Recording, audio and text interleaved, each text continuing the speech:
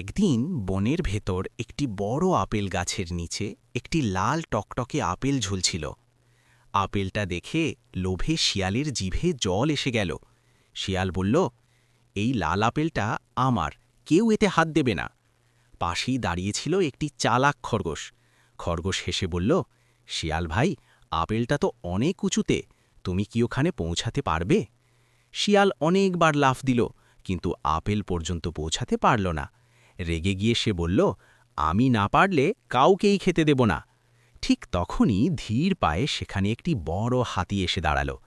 সব কথা শুনে হাতি শান্ত গলায় বলল, শিয়াল ভাই, একলা খেলে পেট ভরে, কিন্তু মন ভরে না, সবাই মিলে খেলে তবেই আনন্দ।